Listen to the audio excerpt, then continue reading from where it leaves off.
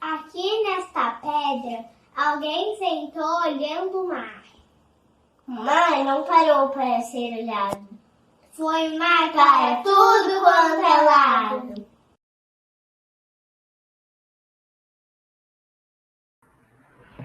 Olá, bom dia. É com muito prazer que recebemos vocês aqui nesta manhã de terça-feira, no nosso segundo dia da 32ª Semana de Educação, professor Paulo Freire, onde teremos palestras concomitantes, hoje abordando temas de diversas áreas do conhecimento. Ontem tivemos nossa jornada oceânica, um momento que ficou ainda mais rico com a contribuição e os comentários de vocês no chat. Muito obrigada pela participação de todos. Pedimos que vocês hoje continuem atentos ao chat, onde estarão os links de presença, avaliação, assim como ontem, né? E da nossa onda literária, nossa livraria virtual. É com uma imensa satisfação que, então, agora recebemos o doutor Rodrigo Bressan, com o tema Pandemia, a Epidemia Oculta, Saúde Mental em Tempos de Pandemia. Uma parceria com a CIPA também. Tema importantíssimo nesses tempos singulares em que estamos vivendo. Doutor Rodrigo, sinta-se à vontade, a casa é sua, prazer tê-lo aqui conosco, o espaço é todo seu.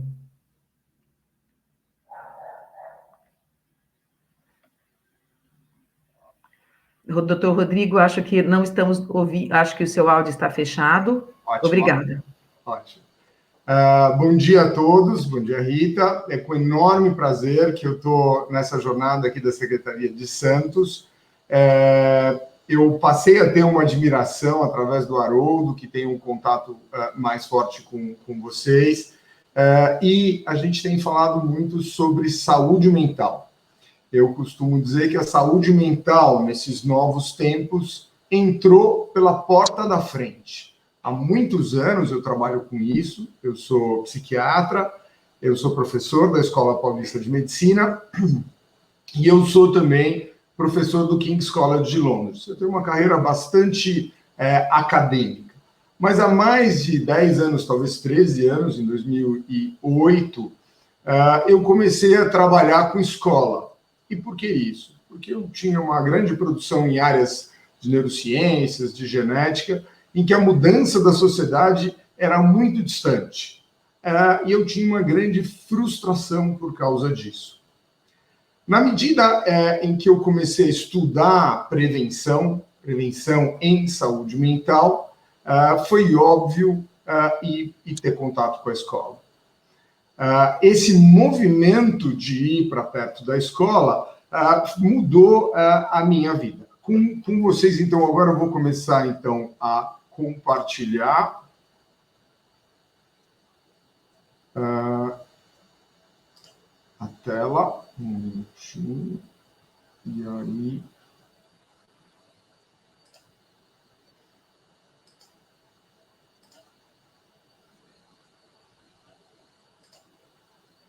Pronto.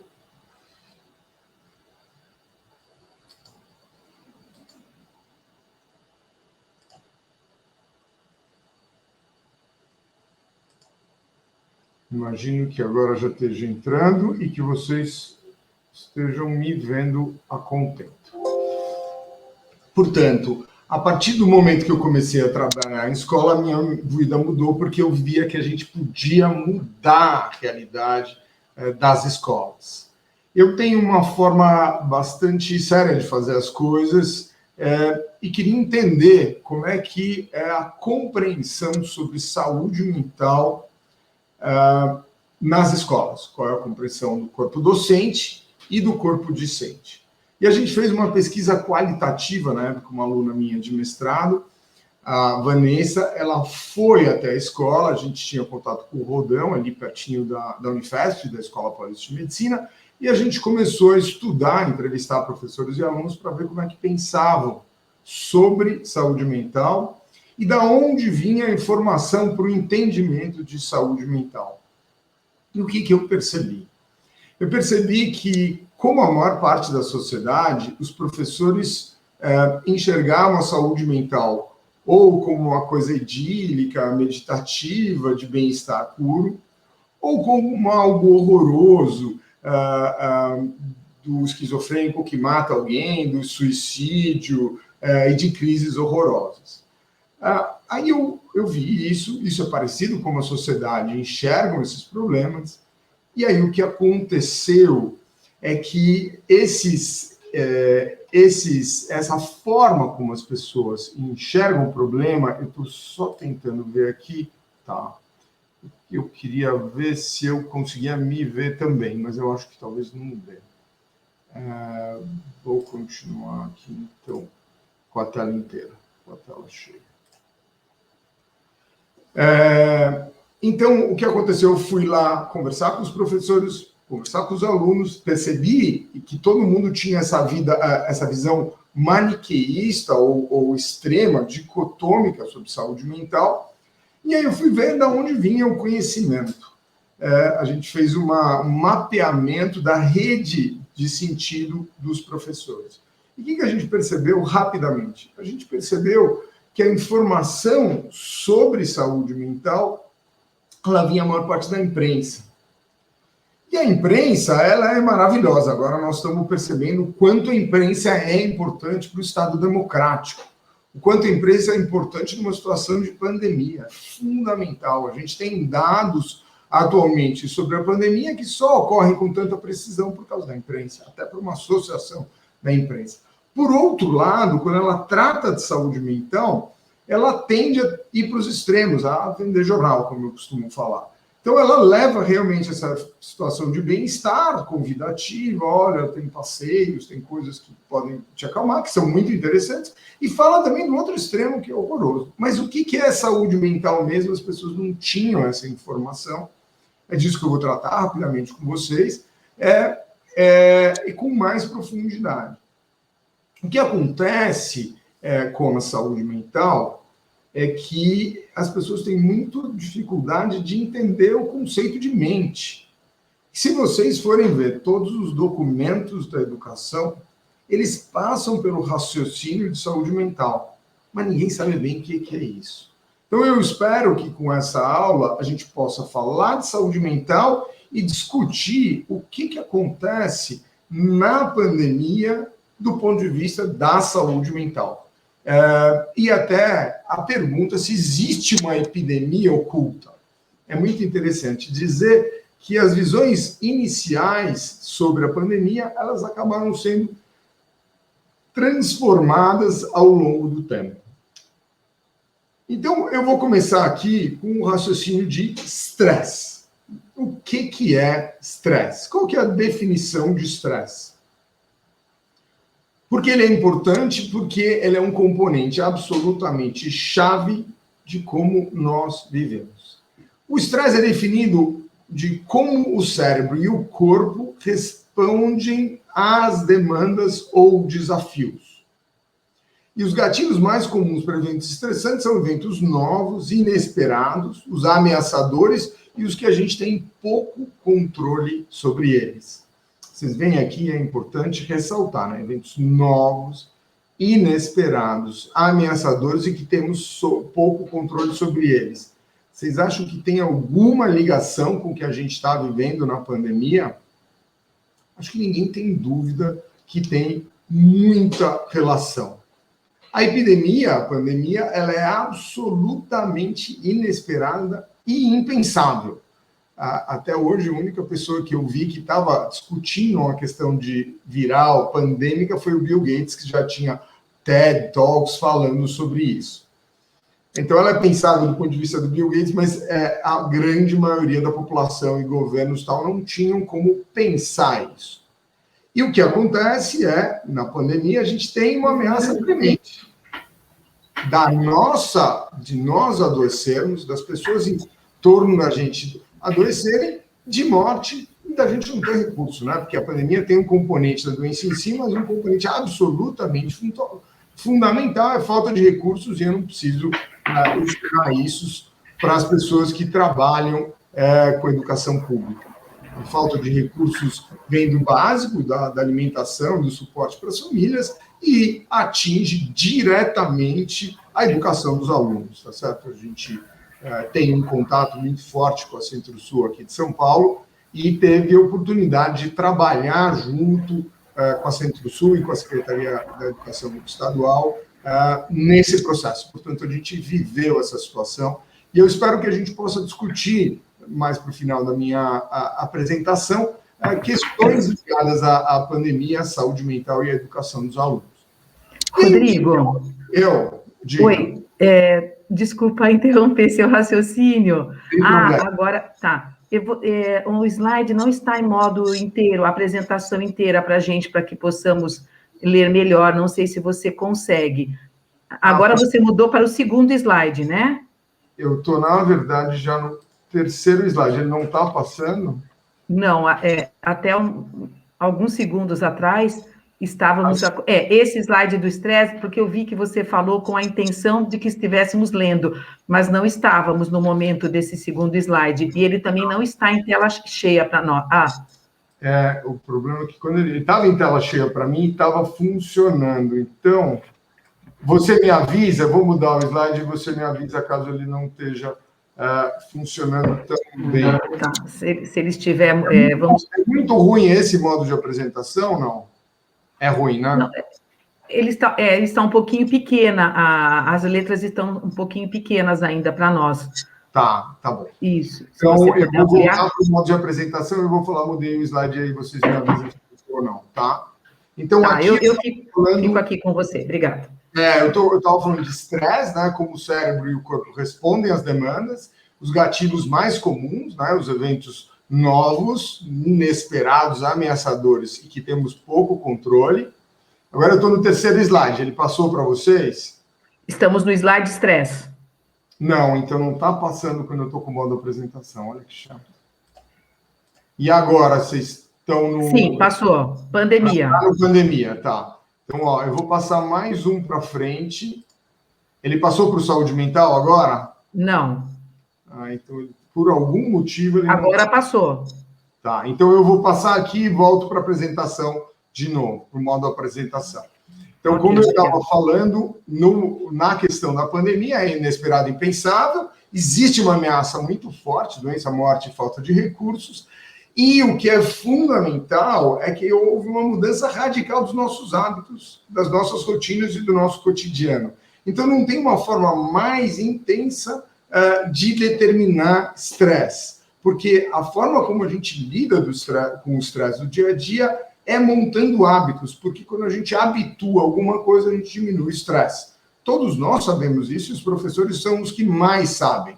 Quando a gente aprende uma conta de matemática, decora uma tabela de multiplicação, para fazer as outras contas fica fácil e não tem custo. Não tem um custo mental, porque você habitua. E aí você consegue fazer coisas novas. Então, o que os professores fazem, basicamente, quando eles ensinam? Eles criam estresse. Vamos ver se passou para o próximo. Passou? Saúde mental está aparecendo para vocês? Agora deve ter entrado, tá certo? Entrou saúde mental? Rita, entrou saúde mental? Tá. Veja se passou saúde mental e entrou problema de saúde mental, Rita. Entrou problema? Entrou? Entrou. Saúde mental, problema de saúde mental e transtorno mental. Ótimo. Então, perfeito. Então, quando a gente discute, esse eu chamo de uma pirâmide invertida, para discutir aquilo que eu falo que é saúde mental, tá certo? Primeiro, mente é um construto. é um construto filosófico. Mente é algo que a gente define por um conjunto de coisas. Mente é quase que um pacto que nós temos para o entendimento dos fenômenos cerebrais e sociais em volta da gente. Mas o que é saúde mental? Tá certo? Então a gente sabe um pouquinho o que é a mente, que está ligada a fazer raciocínios, a nossa religiosidade, subjetividade. Isso tudo a gente inclui o que a gente chama de funções cognitivas superiores, estão ligadas à mente. E a mente tem uma ligação muito forte com o corpo, todos nós sabemos. Se eu estou estressado, eu tenho repercussão no meu corpo. Fico mais com erição de pelos, fico mais irritado, fico mais tenso, meu coração pode bater mais rápido e tal. Então, quando a gente fala de saúde mental é uma questão para todos nós, 100% das pessoas. A saúde mental inclui o que a gente chama de estresse. Então, na saúde mental, você precisa de estresse. Como eu estava explicando para vocês, o estresse está associado à novidade, a novos hábitos, a uma situação em que você tem que mudar. E essa é a profissão dos professores. Elas levam coisas novas para que o aluno possa aprender. Sem estresse, eu não vou chorar para comer, quando eu sou um bebê. Então, o estresse é um movimento absolutamente chave para a evolução e o crescimento das pessoas.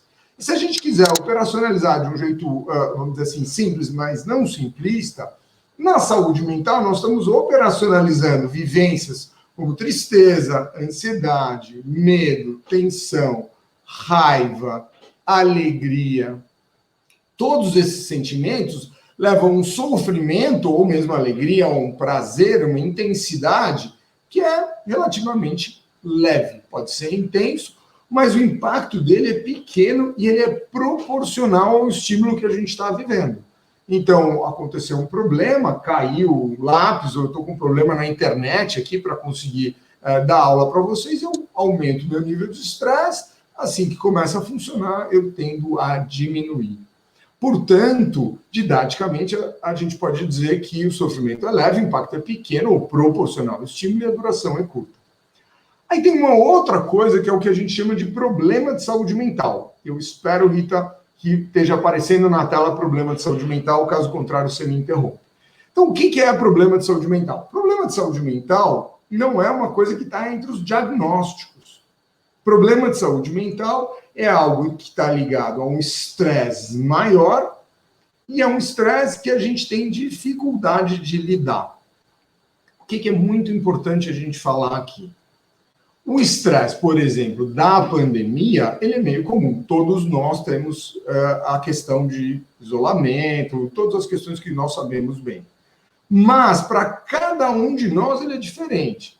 Porque se eu tenho internet, o estresse é diferente. E se eu tenho salário, mesmo na pandemia, o estresse é diferente de que se eu sou um camelô e preciso vender ali para poder comprar comida para os meus filhos. Então, o estresse é diferente pela situação, mas o outro ponto que é chave do estresse, ele é diferente de acordo com o equipamento mental que cada um de nós temos. Então, uma ameaça, por exemplo, uma ameaça de ser assaltado, que é uma situação estressante, ela é diferente para uma pessoa do que com a outra, mesmo que seja a mesma situação, porque a forma de processar a violência é diferente e o impacto que tem no corpo físico é diferente. Então, o estresse, que faz parte da saúde mental, ele pode levar a problema de saúde mental. Mas isso não está ligado só ao tamanho do estímulo. Está ligado também ao equipamento mental que cada um de nós tem para aquele determinado estresse. Então, como a gente pode definir problema de saúde mental? São problemas tais como insônia, irritabilidade, tensão, medo, um aumento de sensibilidade, uma preocupação exagerada. Ele leva a um sofrimento, que a gente pode chamar de moderado. O impacto moderado e a duração é média, ela é autolimitada. Então, um exemplo bom é, eu tenho uma prova muito importante, eu acho que eu tenho dificuldade nessa matéria, eu fico tenso. Eu fico mais irritado, não estou com muita paciência para minha namorada, não consigo fazer outras coisas direito, porque eu estou focado na tal da prova. Eu faço a prova, cai o estresse, diminui a minha irritabilidade. Eu tenho um conflito, nós humanos, as relações interpessoais são uma das coisas mais estressantes para a gente. Vocês podem perceber que quando a gente se queixa de questões de trabalho, quase 80% a gente está se queixando das questões relacionadas a relacionamento. Os outros 20%, 25% estão associados às questões do trabalho em si, as condições de trabalho e da tarefa que você está exercendo. Portanto, para o humano, as relações interpessoais são uma grande fonte de estresse. Dependendo, e aí para cada um é diferente, eu posso ter mais dificuldade de lidar com um determinado chefe, ou mais dificuldade de lidar com uma determinada turma de alunos. Quer dizer, todos nós temos aí algumas dificuldades específicas. E aí a gente fica mais estressado. Estou com um conflito familiar, eu fico com insônia, por exemplo.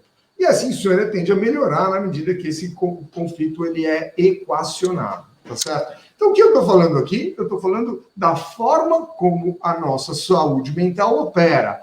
O que nós temos que fazer é sair de uma situação de problema de saúde mental e voltar para o que a gente chama de saúde mental, em que a gente lida com os nossos conflitos de uma forma menos custosa, de uma forma mais adaptada para a gente ser produtivo.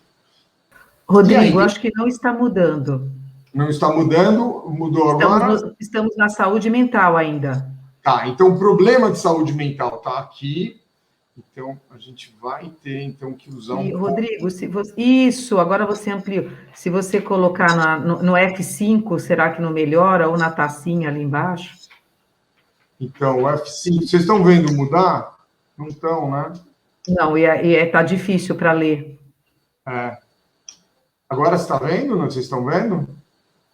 Não, eu estou vendo cortado, o slide está cortado. A parte de baixo, as últimas citações com as letras pequenas, elas ficam cortadas. Agora voltou, só que as letras estão... Ele não está na projeção máxima que poderia. Então, as letras menores a gente não consegue ler. Não consegue. Vamos ver agora. O problema é que vocês veem o slide inteiro, que tem problema de saúde mental nesse momento? Sim, eu vejo o slide inteiro, saúde mental, problema de saúde mental e transtorno mental, né? Aquele triângulo, só que a gente não consegue ler a lateral do slide. Você não consegue ler insônia e irritabilidade? Não. Não consegue ler transtorno mental, agora você consegue ler? Não, a gente está Então, eu nem sei se é isso, porque não dá para ler. A gente está no slide que lá em cima o título é saúde mental. Não, exato, mas esse a Só pontinha... sim, transtorno mental, problema de saúde mental, a gente consegue. As letrinhas ao lado que não, nada. Não consegui ler. Bom, aí eu acho que eu não vou conseguir fazer... Não, então não tem problema. Então, eu só vou te situar se o slide não mudar. Tá bom, perfeito. Você prefere que eu vá nesse modo de apresentação ou prefere que eu vá nesse aqui? Não mudou nada para nós. Não mudou? Ah, que chato. Então, o StreamYard não tá pegando a minha tela direito. Que estranho, né? Eu vou interromper o compartilhamento, vou compartilhar de novo para ver se muda um pouquinho essa história. Ok. Tá. Eu vou compartilhar... Para também não ficar toda hora interrompendo sua fala, né? Daí, realmente, acho que você... Rita, vamos ver se assim ele está melhor. Você está vendo a minha tela inteira? Tá. Agora sim, estamos vendo a tela inteira. Embora a gente não consiga ler as palavras pequenas, ainda não conseguimos ler, mas acho que não tem problema. Acho que a gente pode seguir assim. Tá, as outras estão maiores, as letras, mas vê se aparece agora transtorno mental embaixo. Sim, agora já está melhor, agora melhorou. Tá, e apareceu a setinha entrando? Apareceram as setinhas entrando, perfeito. Tá, perfeito. As outras letras são maiores, fica tranquilo. Então, eu vou acabar de articular aqui o raciocínio meu. Então, existe uma outra coisa que é o que a gente chama de transtorno mental. Transtorno mental é algo que as pessoas, quando a gente for estudar isso, é visto com bastante desconfiança. Parece um monstro isso. O que é transtorno mental? Nada mais é que os transtornos psiquiátricos. Doenças psiquiátricas. É a forma como a medicina chamou os problemas mentais da psiquiatria, são os diagnósticos. E o que é transtorno mental? Transtorno mental é aquela situação em que o indivíduo, por uma vulnerabilidade genética e com uma quantidade de estresse maior, ele vai para uma situação em que os sintomas, os pensamentos ou as emoções são repetitivas e ela tem uma incapacidade de superação. Então, o sofrimento fica grande, o impacto grande e a duração é prolongada. Então, alguém que está deprimido se acha uma porcaria, não consigo fazer nada, não vai dar certo essa história. Quando eu recebo um elogio, dizendo, você fez isso direito, eu acho que a pessoa está mentindo, tem uma sensação de que ninguém gosta de mim, aí alguém fala, puxa, que bom te encontrar e tal, você sempre tem aquela sensação que não é muito sincero. O grande problema desses sintomas é que eles são repetitivos e a dificuldade de superação é chave. E nós temos uma coisa no nosso cérebro, que eu acho que vocês, professores, conhecem, eu posso chamar nós, professores, né? Mas eu também sou professor de medicina, mas vocês, mais ainda, conhecem a ideia de que a repetição leva à automatização. Então, se eu repito uma música 4, 5 vezes, eu aprendo o refrão, eu posso cantar o refrão. Se eu repito 10, 20, 40 vezes, eu começo a cantar a música sem precisar ler e tal, eu decoro a letra. Se eu repito 100, 1000 vezes, a música começa a tocar sozinha na minha cabeça. Esse é o tipo de coisa que acontece com sintomas. Se eu estou me sentindo uma porcaria, cada pequeno estímulo vai me provar que eu sou uma porcaria. Um aluno perguntou de um determinado jeito, ele já acha que a minha aula está ruim. Alguém está me fazendo uma pequena crítica, normal, eu já acho que eu sou uma porcaria e realmente aquela fantasia de que vai dar tudo errado está acontecendo. Então, o que acontece para alguém que está nessa situação? Ele tem uma incapacidade de superar os mecanismos que me levavam a superar aquilo, ir para um problema e ir para uma situação de saúde mental não estão funcionando bem. E o que determina isso, sim, é uma vulnerabilidade genética. Ninguém tem dúvida disso. Para alguém que está numa situação de depressão, as vias neurais que estão associadas a mudar o padrão e rever a situação de medo, de ameaça, rever o julgamento de que eu sou uma porcaria, não estão funcionando como funcionavam antes. Portanto, precisam ser vistas. Mudou o slide, Rita? Bom, se não mudou, a Rita me interrompe. Agora, então, eu expliquei para vocês, então, qual que é o raciocínio de saúde mental, e agora eu vou trazer um slide que fala da tal epidemia. Será que as questões de saúde mental são uma epidemia oculta?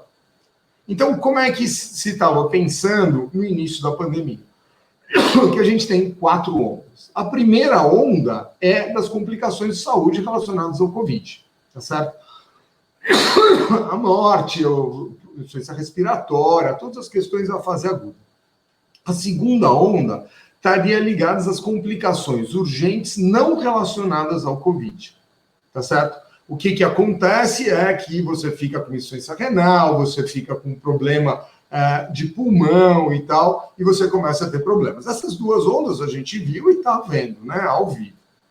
Essa segunda onda é interessante, porque a imprensa não divulga tanto, mas ela é muito importante do ponto de vista de saúde. São aquelas pessoas que sobrevivem, mas com muitos problemas, têm muitas limitações devido à hospitalização e ao próprio Covid. Então, insuficiência renal, tem muita gente com problema. Mas pouca gente ouve falar disso, a gente que é médico tem mais contato. Aí tem a terceira onda, que está ligada à descompensação de doenças crônicas. Essa a gente tem ouvido falar na mídia.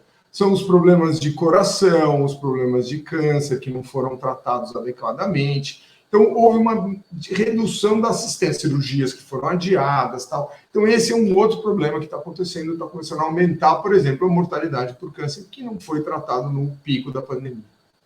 E aí existia essa hipótese da quarta onda, que fossem os problemas psiquiátricos, as doenças mentais e os problemas, obviamente, econômicos e o burnout.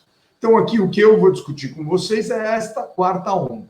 Será que a gente está tendo mais problemas psiquiátricos? Eu chamaria até de problemas de saúde mental. Doenças mentais são os transtornos mentais, problemas econômicos. Eu não preciso falar nada. E burnout, com certeza, é algo para a gente discutir aqui e até conceitualizar. Eu faço isso em seguida com vocês.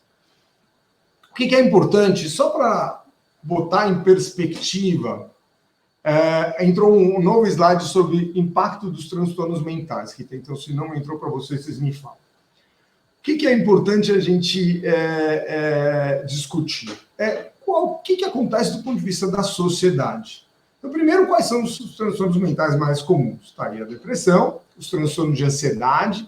Entre os transtornos de ansiedade, a gente tem os picos de ansiedade, que é o transtorno de pânico, em que a pessoa tem a sensação de que ela vai morrer ou de que vai ficar louca.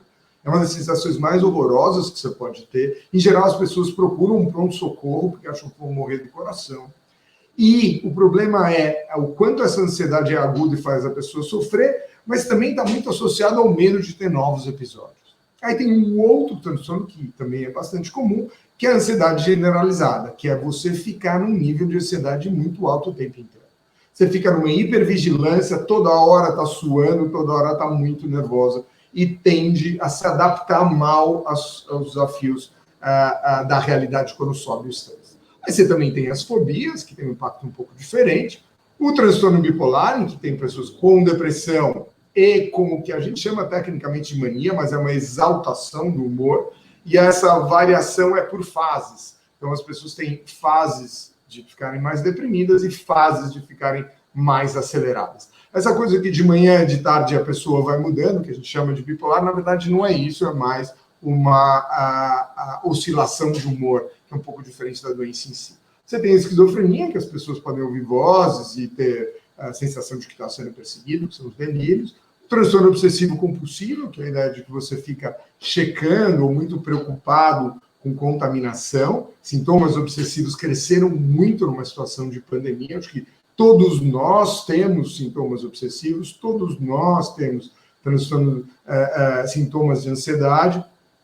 Então, quando a gente fala desses transtornos, imediatamente a gente empatiza, porque eu fico me lembrando como é que eu lidei com a história da comida que chegou do iFood na minha casa. Então, eu pegava aquele papel, passava álcool, esterilizava tudo e tal, e ficava checando e preocupado com a questão da contaminação. Então, isso é algo que tem no nosso cérebro, é útil, mas se ele tomar conta da minha vida, que é como acontece no transtorno obsessivo compulsivo, ele vira um transtorno mental, uma doença. Aí vocês têm o transtorno de déficit de atenção e hiperatividade, que é algo que ocorre na primeira infância, que vocês têm contato, que está associado a uma dificuldade atencional e uma aceleração generalizada do comportamento. Às vezes, a dificuldade atencional é pela hiperatividade, mas às vezes ela é só a partir da questão atencional.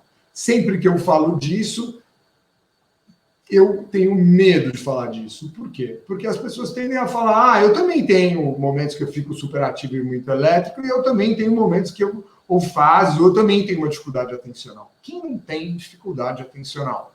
Todos nós temos dificuldade atencional. A questão é que, para preencher os critérios de cada uma dessas doenças, eles são rigorosos, e quando feitos por profissionais bem treinados, eles têm um tipo de tratamento e uma determinada evolução. O perigo do uso desses diagnósticos é que você começa a levar ou justificar as questões educacionais por questões psiquiátricas, que eles chamam de medicalização da educação, que é tudo que a gente não quer. Quando a gente leva informação sobre essas questões de saúde mental, é realmente para diminuir a quantidade de diagnósticos excessivas. E eu, quando falo isso, falo com algum conhecimento. A gente fez pesquisa sobre isso. Então, na escola que eu entrei lá no início das minhas pesquisas, eu perguntei para as pessoas, para os professores, quantas pessoas com déficit de atenção e hiperatividade tem na sua classe. Vários professores, e em média eu recebi que 4 pessoas tinham transtorno de déficit de atenção e hiperatividade. Eu tinha uma permissão do comitê de ética e eu pude avaliar essas 4 pessoas, mas vários outros alunos da classe, e eu percebi, em média, os 4 pessoas que o professor indicava, 2 realmente tinham déficit de atenção e hiperatividade. Não é tão complexo para professores que têm uma sensibilidade muito grande, conhecem alunos muito bem, não é tão complexo entender as pessoas que estão mais agitadas e têm dificuldade de focar. Então, eles têm uma sensibilidade boa. Mas 2 alunos não tinham déficit de atenção e hiperatividade. O que acontecia com esses 2 alunos?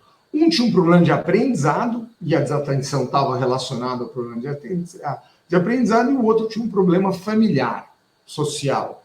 Então, o que acontece? Então, tinham 4 pessoas com um problema, com dificuldade atencional, mas essas 4 eram classificadas como tendo uma doença psiquiátrica, que é o transtorno de déficit de atenção e hiperatividade. TDAH ou TDA, como se fala por aí. E eu perguntava para o professor, o que você fez com esses alunos? A resposta, sistematicamente, era nada. Porque o que acontece é que estava vindo, eu brinquei, né? Sou eu psiquiatra que estou medicalizando, ou são vocês professores? Eles davam uma risada quando eu falava disso.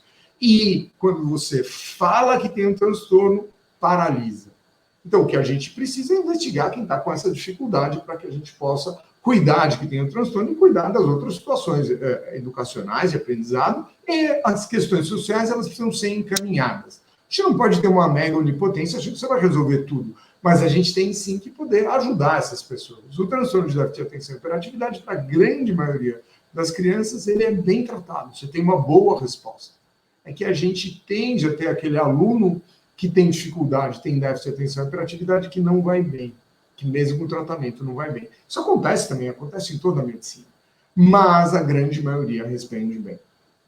Então, quando a gente fala de transtornos mentais, eu estou falando de déficit de atenção e hiperatividade, mas agora eu vou falar globalmente. São transtornos comuns. 1 em 5, 1 em 4 pessoas, 20 a 25% da população mundial vai ter um transtorno mental. Isso acontece no Brasil, acontece no mundo inteiro.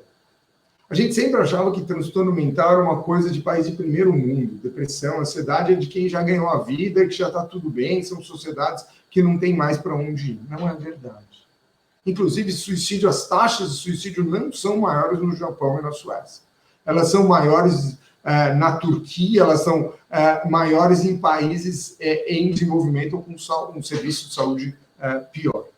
Então, quando a gente fala que 20, 25% das pessoas vão ter um transtorno mental, é muito prevalente. Ou eu tenho alguém muito próximo, tá certo? Em 4 pessoas que você conhece deve ter um transtorno mental. Por isso, não tem mais sentido a gente ter preconceito. A gente tem que entender isso com conhecimento e fazendo sentido na nossa vida.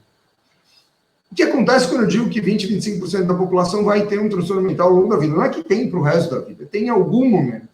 O que acontece é que 75% das pessoas não vão ter um transtorno mental. Então, esse papo de que está todo mundo louco, ou todo mundo tem um diagnóstico psiquiátrico, não é verdade. Agora, por que isso é importante? Isso é ciência de qualidade. É importante porque a gente tem que ver qual é o impacto na população.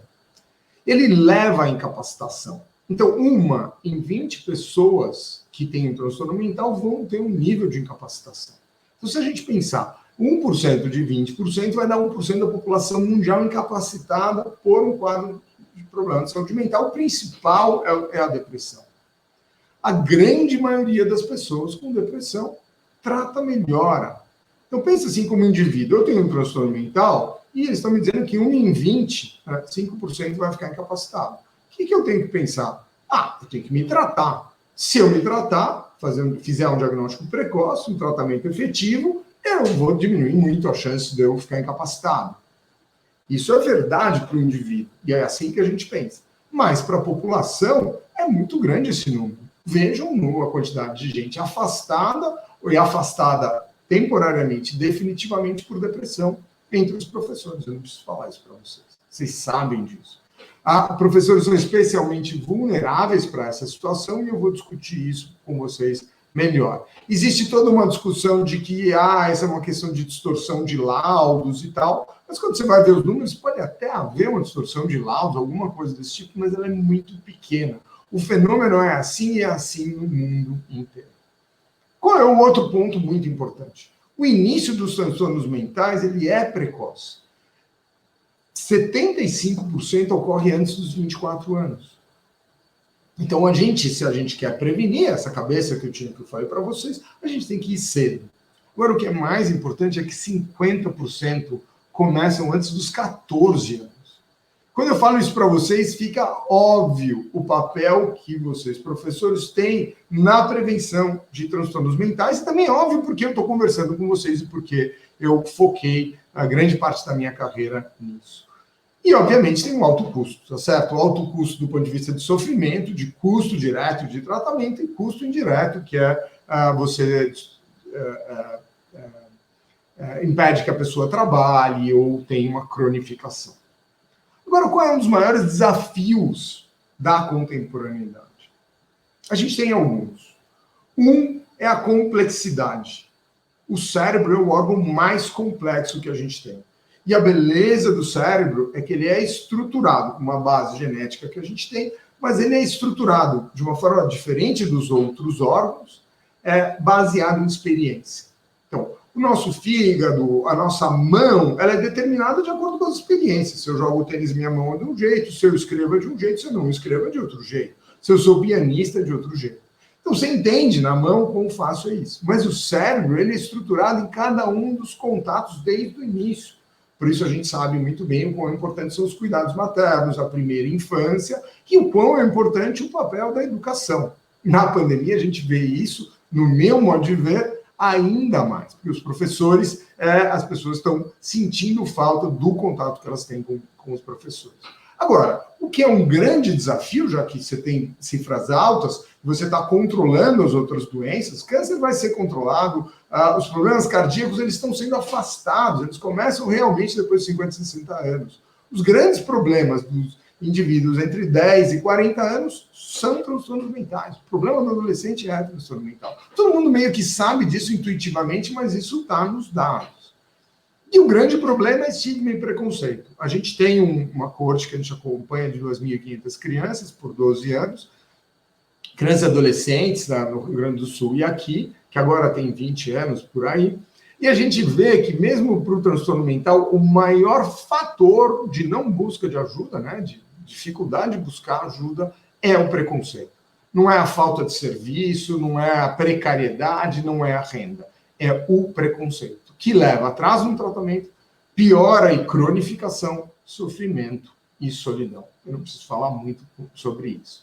E aí, em 2008, a gente lá na Centro-Sul, a gente montou uma abordagem quando a gente fez esse diagnóstico, para começar a educar professores. A gente trouxe do Canadá, o Stan Kutcher, que faz isso do Teen Mental Health há muito tempo, lá no Canadá. O Canadá tem um modelo igual ao nosso, que é a escola pública, saúde pública, e tudo que você põe em educação nesse meio, você economiza. Então, a gente trouxe do Teen Mental Health, montou o Cuca Legal e começou com o Cuca Legal a educar professores. E aí, o que a gente fez? Toda vez que a gente entrava nas escolas, fazia uma abordagem de educação, a gente media e via se, de fato, os professores estavam aprendendo, né, fazendo um letramento em saúde mental, se eles estavam diminuindo o preconceito e se eles estavam mudando o comportamento frente aos alunos que têm problema.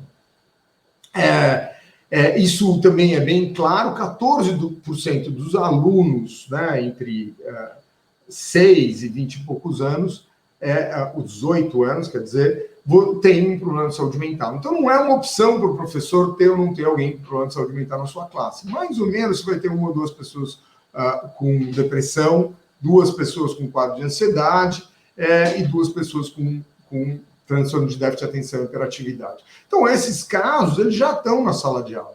Mas a questão do professor não são só esses casos que podem dar trabalho, os que têm ansiedade dão menos, porque eles estão lá mais quietos, com medo, ou depressivos, mas eles caem em rendimento. A questão é que os professores estão cuidando da saúde mental de todos, e todos inclui quem tem problema, mas inclui tudo mais. Nesse processo, a gente escreveu um livro que chama Saúde Mental na Escola, o que os educadores devem saber. Gustavo Stanislau, Gustavo, esse aqui de barba, aqui vendo aula. Gustavo é uma baita estrela, fala bem pra caramba, tal, fazer doutorado comigo. A gente organizou, pegou as pessoas mais feras da psiquiatria infantil, da educação, que escreveram capítulos aqui, mas o que a gente fez? A gente falou, não, vamos sair com essa linguagem da academia e vamos levar conhecimento que seja operacionalizado. Então, eu sugiro esse livro, é um livro bem legal, assim, eu acho que vale a pena ter contato. E aí a gente fez alguns artigos, tá vendo aqui, ó, percepção de saúde mental dos professores, é aquele artigo inicial para saber como é que eles pensavam isso. Um outro artigo avaliando a eficácia da nossa intervenção. Baseado nesse artigo, a gente melhorou muito a intervenção, incorporando novas estratégias, eu posso falar isso com vocês. Eu tenho um livro também com o Lino Macedo sobre desafios da aprendizagem, mas muito ligado a neurociências, também é um livro simpático, mas menos focado nisso. E tem um outro artigo, a gente tem vários, mas aqui são os principais, que mostram os encaminhamentos das escolas para um CAPS infantil. E o que a gente percebeu? Que os encaminhamentos, eles não são bons, eles acabam encaminhando casos leves para um serviço terciário de alta intensidade. O que mostra? Que a falta de conhecimento dos professores também sobrecarregam a saúde, o que faz é que se aumenta custo desnecessariamente. Então, quando a gente fala de educação e saúde mental, não é para medicalizar, é para desmedicalizar e para que as pessoas possam lidar com os problemas de saúde mental sendo responsáveis por si mesmas. Ninguém é coitadinho, a prevalência é muito alta e todos nós sabemos que o problema é de todos nós. E aí, fazendo isso na universidade, na Unifesp, com o Cuca Legal, eu comecei a perceber que eu não dava conta, eu não conseguia mudar a realidade, porque uma hora eu tinha verba, outra hora eu não tinha verba, uma hora eu tinha um pós-doc super fera, mas depois ele ganhava uma outra bolsa, acabava a bolsa. Eu falei, não, precisamos fazer isso direito. E aí a gente montou o Instituto Ame Sua Mente, cujo propósito é promover uma nova cultura sobre saúde mental no Brasil, em que as pessoas assumam o seu desenvolvimento emocional desde cedo para aproveitar mais sua vida e se desenvolver. Então, a ideia aqui desse propósito ela é chave, é a ideia de responsabilização. E essa responsabilização vai para cada um de nós, professores, e também pela forma como a gente lida com as questões de saúde mental dos alunos. A gente tem que ensinar os nossos alunos a serem responsáveis pelos seus problemas. Quando a gente fala, por exemplo, coitada da pessoa que trata de depressão e sofre com depressão, não tem a menor dúvida, é super difícil. Os transtornos mentais levam a um sofrimento muito grande. Mas eu não gosto muito da ideia de coitado. Por quê? Porque a gente tem que se instrumentalizar para cuidar disso. Se eu tenho um transtorno, eu tenho que buscar ajuda. A gente tem recursos para cuidar. E a grande maioria das pessoas com transtorno mental, como eu mostrei para vocês, 95% não fica incapacitado. Sofre, mas se cuide melhor. Agora, se não se cuidar, ela pode ter mais problemas. Mas qual é o raciocínio aqui? É o raciocínio de que todos nós somos responsáveis pela nossa saúde mental. Ninguém é coitadinho. A gente não pode tratar as pessoas de um jeito paternalista. A gente tem que instrumentalizar todas elas para lidar com essas questões. Bom, mas aí veio a pandemia. Então eu faço esse discurso bonito aqui para vocês, mas e na real, o que acontece? Eu não preciso dizer para vocês o que vocês passaram, tá certo? Aqui vocês são os professores para a gente. A gente que tem uma verba do Instituto Humani e de um Trust Inglês para a implementação dessa intervenção em saúde mental nas escolas, que é formação, segmento e contaminação da cultura das escolas públicas, a gente faz isso com as escolas e aprimora essa forma de intervenção para que a gente possa multiplicar e, idealmente, chegar em todas as escolas do Brasil. Então, a gente faz isso muito bem feito, né? Bem custeado, então você tem profissionais sérios, com uma formação muito boa, trabalhando com isso. Mas chegou a hora da pandemia, não dá para fazer formação. Está todo mundo de um jeito caótico, sofrendo horrores, eu não preciso falar o quanto estresse vocês viveram, e eu vou dizer, a gente teve muito contato com dirigentes, eu tenho uma empatia muito grande pelos dirigentes, porque sofreram muito, pressão de todo lado. Então, a gente aí resolveu, então, em vez de fazer formação, conversamos com as pessoas que ajudavam o nosso trabalho, e a gente, então, conseguiu fazer apoio para as pessoas. Então, tem esse guia prático em termos de Covid, e tem um guia prático de saúde mental em termos de Covid, e vale a pena entrar no nosso site, amesuamente.org, e vocês têm acesso a esse material a hora que quiserem. Então, o que acontece agora do ponto de vista da pandemia? Vamos operacionalizar essa conversa. A gente tende a recorrer, quando a gente está muito estressado, a institutos de sobrevivência, primitivos. A gente pensa só na gente mesmo, a gente fica reativo e menos racional, desculpa.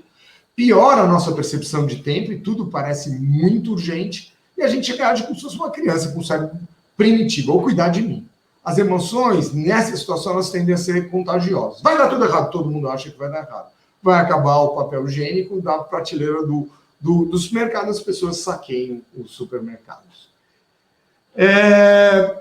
O que eu acho que é fundamental no desafio dos educadores está ligado a problemas estruturais que ficaram escancarados, né? Na saúde pública isso aconteceu, né? Vocês veem as dificuldades da saúde para lidar com os problemas.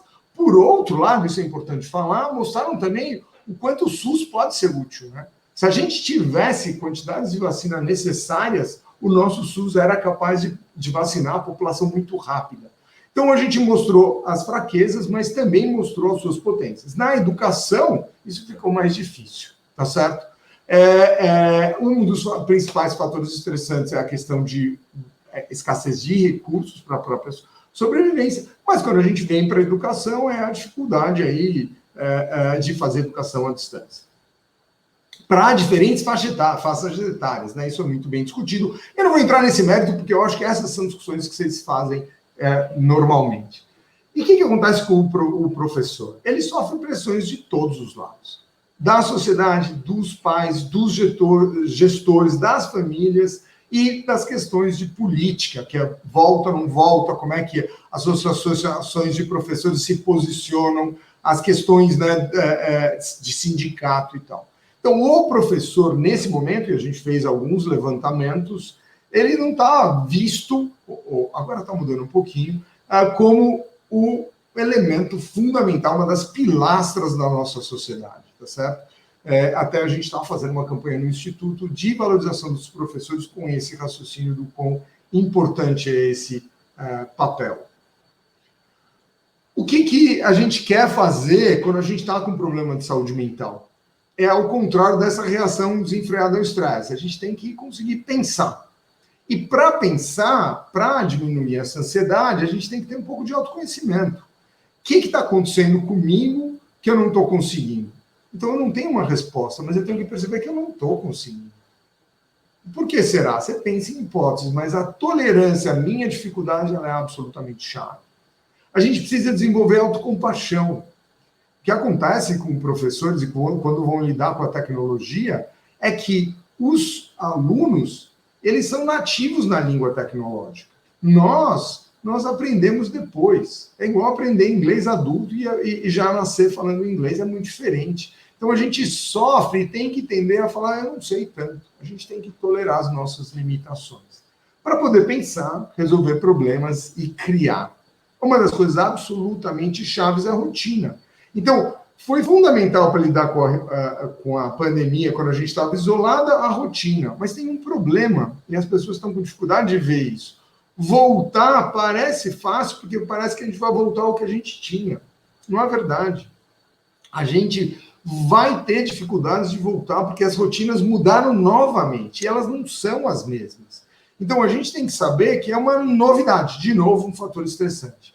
E para lidar com isso, a gente precisa usar várias estratégias, e um deles, que é absolutamente fundamental, e que a gente usou ali na fase mais grave da pandemia, o ano passado, começo desse ano, foram grupos de conversa, rodas de conversa. Apoio por pares, um ajudando o outro, é um dos elementos mais chaves e com impacto de eficácia para melhorar estresse mais potente. Isso está provado cientificamente. Isso não é um papo, vou conversar com um amigo, isso é legal. Não, se você testa isso, você vê que um par te ajuda muito. Então, a gente, o que é importante, eu até tenho um exemplo para isso. A minha mãe, bem no início da pandemia, teve um quadro grave de Covid, ficou 40 dias na UTI, mais um mês hospitalizada, e eu não sabia bem o que fazer. Eu sou médico, é a coisa mais chata do mundo quando alguém próximo está doente, é que você fica pensando como médico, acha que podia fazer diferente e tal. E aí eu usei o meu grupo da universidade, minha turma, né, de medicina, e pedi ajuda. Pedir ajuda, né? Sei lá, ajuda geral, assim. E tem, lógico, um infectologista que fala alguma coisa técnica, mas quase que 90% dos meus amigos falaram, Bressan, calma. Calma, porque agora não é a hora de você ser médico e sim de ser paciente ou filho da sua mãe. E é muito forte, porque eu falo isso para os outros, mas eu não conseguia fazer isso naquele momento. Um par meu falando me ajudou a ir para essa situação. Por quê? Porque ele fala no mesmo lugar.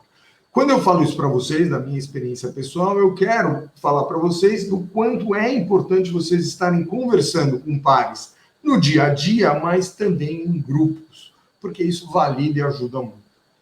Então, entender até onde a gente pode ir e confiar nas lideranças, isso é absolutamente chave. Um dos problemas dessa crise política entre os governos, federal, estadual, municipal e tal, é exatamente uma crise de confiança.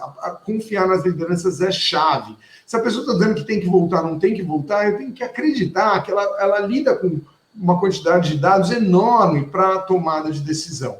E a gente tende a achar que é sempre político, oportunista. Eu tenho um colega que é uma das pessoas super bem formada, PhD no exterior e tal, que faz parte da tomada de decisão. Eu confio nele. Então, é lógico que ele não define as coisas, mas eu acho que tem gente séria fazendo essas coisas e ajuda a gente a lidar com isso. E, no limite, a gente tem que lidar com as pessoas que estão acima da gente. E a gente tem que saber que as políticas eficientes para o combate dos desafios socioeconômicos e de saúde são chaves. Então, quando a gente fala de estratégias para a gente manter a nossa saúde mental, né? Então vamos lá para a saúde mental, é uma estratégia automática de manejo de emoções, todos nós temos isso. O outro componente chave da manutenção da saúde mental é a saúde física. A gente tem que dormir bem, comer direito e fazer atividade física. Ficou claro o quanto a atividade física é importante. O outro componente é esse de percepção de si mesmo, percepção da dificuldade. E aí você precisa de uma estratégia ativa para manejo das emoções. Pô, tô com raiva aqui, porque essa pessoa sempre fala uma coisa na reunião que me incomoda, é para mim. E rapidamente eu falo, deixa pra lá, essa pessoa é chata. Tá... Isso não é um problema de saúde mental. Isso é a nossa saúde mental funcionando para eu conseguir lidar numa reunião e fazer o trabalho que eu estou interessado, não é aquela pessoa que está me irritando, que é o meu ponto. Quando a gente vai para problema de saúde mental, a gente precisa desenvolver a percepção do problema em si, né? Eu estou com dificuldade, eu estou com insônia porque isso está acontecendo, ou eu estou irritado por causa disso, eu estou explosivo por causa disso, ou eu estou super triste porque aconteceu não sei o quê. E aí a gente tem que desenvolver estratégias de autoeficácia. Essas estratégias estão muito boas nessa segunda cartilha que a gente desenvolveu, e eu recomendo muito para vocês dar uma lida e usar. Então, você vai desenvolvendo estratégias específicas para a superação de conflitos. Então, são habilidades socioemocionais, meditação, psicoterapia, algum hobby, grupos de interesse. São coisas que permitem você agir e você se afastar do problema. São dois métodos chaves. Os problemas de saúde mental, as questões de saúde mental drenam a gente. Então, a gente tem que aprender a lidar e sair deles. Lidar e sair deles. Se você não consegue sair, você fica o dia inteiro pensando nas questões emocionais, você está com uma dificuldade, você está com um problema de saúde mental. Então, sair é absolutamente chave. E a ideia é de busca de ajuda, tá certo? Família, um parceiro, amigo, professor, colega, é absolutamente chave. E aí, quando você tem um transtorno mental, é aquilo que eu falei. A gente tem que diminuir estigma para poder perceber, identificar cedo e cuidar cedo. E cuidar não necessariamente é um psiquiatra. Você vai para um profissional de saúde, um psicólogo, e eventualmente um psiquiatra, e eventualmente usa a medicação. Mas aí sem preconceito, usa direito, usa pelo período certo, usa na dose certa, para que melhore rápido, como qualquer outra coisa da medicina. A nossa postura é fundamental. O estresse nos desafia, mas cuidar de nós mesmos de forma solidária é a forma mais eficiente de cuidar das futuras gerações. Então, aqui, o que é importante, vocês acho que estão começando a visualizar isso, é que a questão não é somente o enfrentamento, mas é a forma como você enfrentou que vai ficar nas nossas memórias. Aqui eu só faço uma propaganda dos percursos formativos que a gente está fazendo na Secretaria Estadual de Educação, né, sobre saúde mental. A gente está trazendo gente muito legal para essas coisas do Conviva, com o Mário Augusto como um dos coordenadores, o Haroldo Correia, que acabou saindo da Secretaria Executiva, sobre essas coisas. Com isso, eu termino a minha apresentação. Com o tipo de comunicação que a gente faz no Instituto Ame Sua Mente, né? trabalhando com a ideia de percepção das suas próprias dificuldades, do nosso funcionamento mental, com a mensagem de se cuide, seus cuidados podem salvar vidas, fique calmo, lave as mãos, um dia de cada vez, e um beijo para todos, porque nosso afeto não vai ficar impedido pelas máscaras. O fato da gente não apertar a mão, não abraçar e mandar um beijo através da máscara dificulta para nós que somos latinos, mas não impede. Nós vamos encontrar novas formas de fazer isso. Muito obrigado. E agora eu fico com vocês para as perguntas.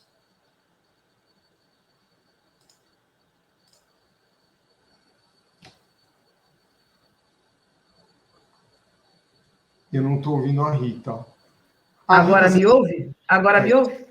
Tem muitas perguntas, estamos tentando fazer uma seleção aqui, mas antes de começarmos as perguntas, eu quero complementar a minha fala inicial do seu currículo, Rodrigo.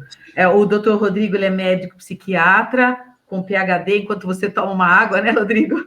Com PhD pelo King's College London, é professor livre docente da Escola Paulista de Medicina, atualmente é presidente do Instituto Ame Sua Mente, onde coordena o programa Cuca Legal em escolas. É autor de vários livros, entre eles Saúde Mental na Escola, o que os educadores precisam saber. Recebeu a medalha do Mérito Legislativo pelo trabalho de educação em saúde mental nas escolas e combate ao estigma. E também é coordenador de pesquisa do Instituto Nacional de Psiquiatria do Desenvolvimento e coordenador do projeto Conexão Mentes do Futuro. E tem mais de 300 publicações científicas internacionais na área. Obrigada, Rodrigo, mais uma vez. Então, vamos lá. Desligou meu microfone, boa. Está me ouvindo? Agora sim, tinha desligado o microfone. Ok. Vamos ver lá o que o nosso tempo nos permite. Vamos lá. Primeira pergunta que temos aqui. O estresse é positivo quando se dá como uma forma de problematização de um conceito para que o aprendiz passe a se incomodar e aprender com ele, ou seja, esse desequilíbrio? Rita, essa é uma excelente pergunta, porque trata de como a gente vê o estresse. Então, basicamente, para o nosso desenvolvimento, para a nossa sobrevivência, o estresse é fundamental. Então, se eu não tenho fome é um estresse. Eu, quando sou um bebê, não choro e vou mamar. E o que acontece? O tempo inteiro nós estamos lidando com estresse. A gente costuma falar de estresse para situações um pouquinho maiores. O que um professor, todo dia que ele entra na sala de aula para levar um conhecimento novo, está fazendo é estressando os alunos. Você não sabe o que é isso e você precisa aprender. Então, o tempo inteiro, então essa formulação está muito boa, a gente está levando novidade. E como eu estou falando para vocês, né, é uma novidade que faz com que eu tenha que superar aquilo, porque é uma novidade que eu tenho que aprender, porque eu tenho que fazer uma prova depois e eu tenho que me desenvolver. Então, toda hora nós estamos sim sobrecarregando os alunos. E a gente tem que fazer isso. Faz parte. A questão é o quanto a gente sobrecarrega e o quanto cada um pode lidar com isso. Todo professor, ainda sabe que eu aprendi isso, né? Os professores, eu não sabia, aprendi fazendo pesquisa. Os professores, muito mais do que eu que sou professor universitário, que tem um contato diferente com o aluno, os professores de escola, eles conhecem os indivíduos com 7 anos, com 14 anos, melhor que ninguém conhece também. Não tem médico que conhece, não tem pai que conhece, porque eles convivem, e eles convivem comparativamente, de longo prazo. Então, o que acontece? Eles sabem que cada aluno vai ter um jeito diferente de lidar com aquele estresse. Então, tem um aluno que tem muita dificuldade em matemática, eu venho com um teorema mais complexo, ele não consegue nem ouvir. É tanto estresse aquilo que ele não consegue ouvir. Todo mundo sabe disso, eu não estou inventando. Mas entender isso do ponto de vista de saúde mental, ele é importante. Porque, claramente, quando um aluno que a questão de matemática é muito acima dele, ele tira a atenção, ele está protegendo o sistema nervoso central dele. Porque ele não consegue superar. É lógico que eu não estou aqui querendo justificar vagabundo, né? Não tem nada a ver com isso quando eu falo. tá certo? Ao contrário, o que eu estou querendo é pensar formas de que esse aluno possa ter um pouco mais de tranquilidade para lidar com etapas até chegar no conhecimento que está sendo levado. Então, sim, o estresse é absolutamente fundamental. E o professor já faz isso. Faz melhor do que ninguém, porque ele sabe mais ou menos cada aluno o que precisa fazer. Essa compreensão, às vezes, mais perto da consciência ajuda, tá certo? Ela leva, aumenta um pouquinho até a própria habilidade dos professores para lidar com isso. Tá, acho que você está me fazendo pensar aqui que é mais ou menos como se fosse o medo, né, Rodrigo? Em certo nível, ele nos ajuda e nos protege, né? Quando ele extrapola um determinado momento, ele já é prejudicial, né? Se a gente pudesse fazer essa comparação. Não, é perfeito, é exatamente isso. Então, um determinado nível de medo é fundamental. Se você não tiver medo de atravessar a rua, você não olha para os dois lados, tá certo? Então, você precisa... Agora, se você ficar fóbico para atravessar a rua, você fica paralisado, não consigo atravessar, vai ter que parar. Para cada barreira, a situação emocional ela precisa ser modulada. Perfeito. Próxima pergunta que temos. Existe possibilidade de tratar crianças com transtorno mental sem medicamento? Claro, claro. A grande beleza da infância é que você cuida das pessoas com muito menos medicação. Pequenas intervenções têm um impacto enorme. Por isso que eu falo de prevenção. A grande maioria das intervenções em saúde mental, elas ajudam sem precisar de medicação. Tem algumas que precisam, isso não tem a menor dúvida. Mas não é a grande maioria de jeito nenhum. Quando a gente fez o instituto e a gente estava discutindo os conceitos por trás, alguém virou e falou assim, mas então o que vocês querem é tirar as pessoas do psiquiatra? Eu falei, é exatamente isso. A gente tem que lidar com eles muito antes de precisar desses problemas. Mas a gente não pode ser onipotente, porque algumas pessoas vão precisar. A gente não consegue prevenir tudo. Sim. Perfeito. E daí a medicação, nesse momento, né, se faz necessária, né, em casos que realmente não podemos deixar de ter esse suporte, né? Perfeito. Existe aqui a próxima pergunta. Existe uma forte predisposição genética para o desenvolvimento de transtornos mentais ou o que influencia mais é o fator ambiental de cada indivíduo?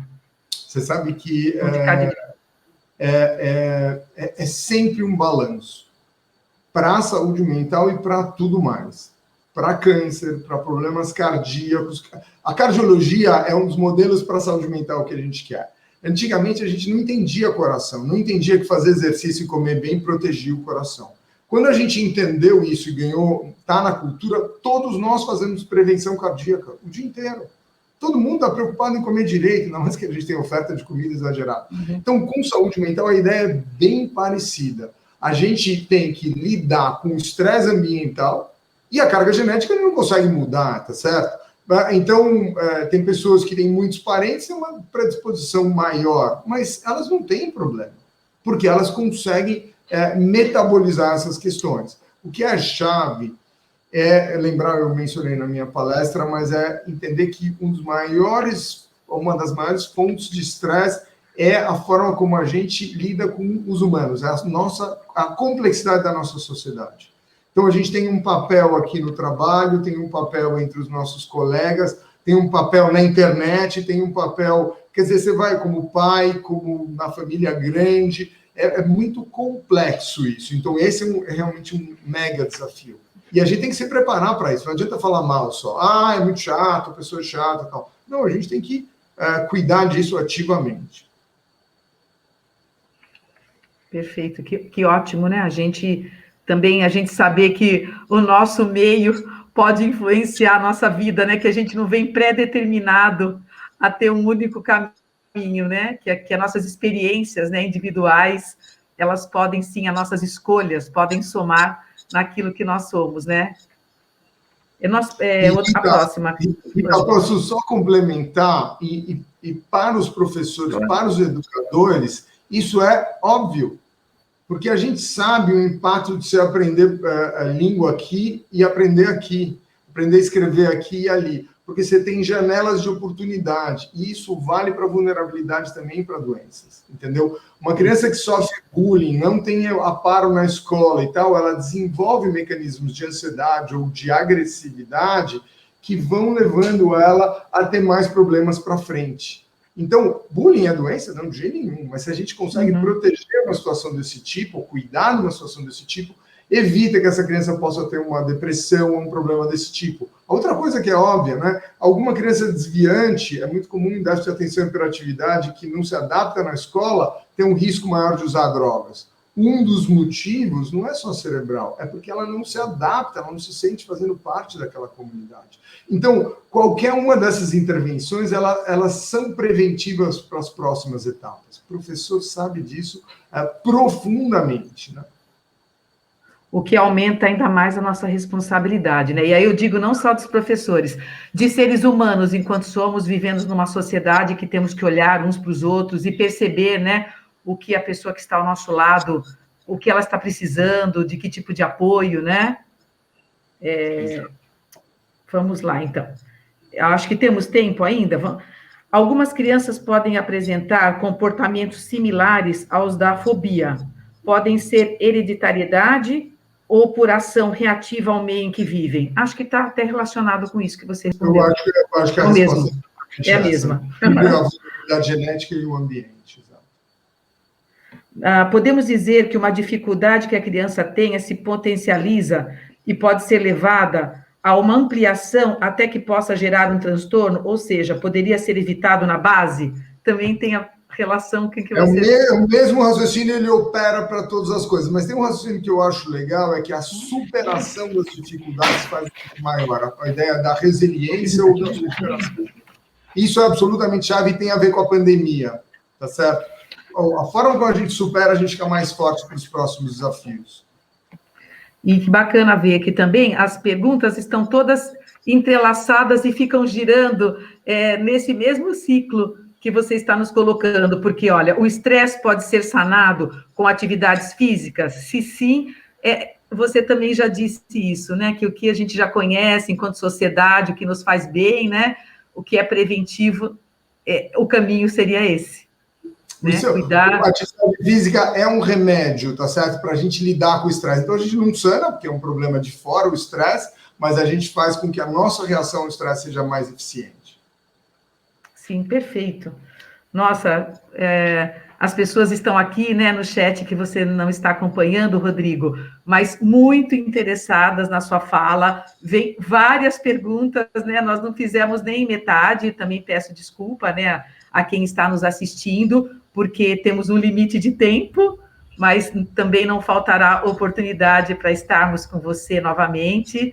Então, acho que encerramos agradecendo imensamente a sua contribuição aqui conosco hoje, nessa fala muito pertinente e muito relacionada com o nosso cotidiano, né, dentro da educação. Já sabíamos que você tem esse estudo nessa área.